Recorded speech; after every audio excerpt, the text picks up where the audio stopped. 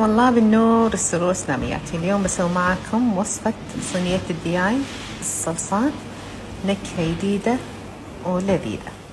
دهني قفشتين كبار بصل مفروم، شوحتها بزبدة وزيت زيتون مع 4 فصوص ثوم.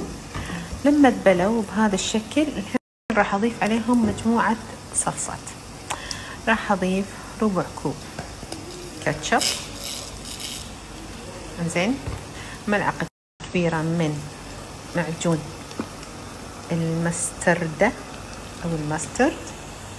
راح أضيف هني ربع كوب دبس رمان، أنا مخففته بشوية ماي عشان أنزله بالجدر. عندي هني بابريكا، قفشة سكر البني، وقفشة صغيرة بابريكا، وشوية فلفل أسود ودرسين.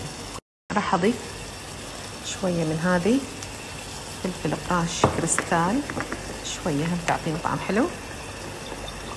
راح أضيف شوية دياي سويت فيه فتحات كذي بالفخذ وبالصدر عشان يتشرب الصلصة. طبعا الصلصة راح انطرها تبرد وتبل فيها الدياي بهذا الشكل. وعندي هني صينية الفرن، عندي بصل شرايح وبطاط، ممكن تضيفون يزر، فاصوليا، اي نوع خضار انت تحبون. بشكلها راح اغطيها لباكر، ممكن تدخلون الفرن الحين اذا تبونها الحين، انا بخليها حق باكر. دخل الفرن حرارته 180، دخله حوالي 1.5 ساعة لما يتحمر الدياي ويستوي.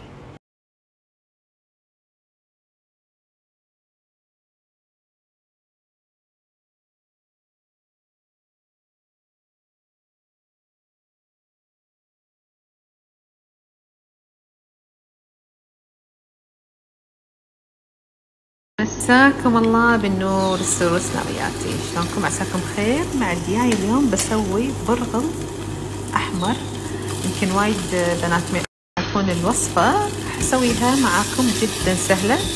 حمست البصل مع شوية زيت زيتون مع ثوم، حطيت شوية معجون، حطيت شوية من دبس او رب الفليفلة. راح اضيف هني شوية من بهارات الكبسة، وراح احط البرغل ترى بنات بس مغسول. بعد ما ضفت الفريك راح احمس شويه، راح اضيف عليه الماي يغطيه، بس عندي هنا ماي دياي او ممكن ماي عادي.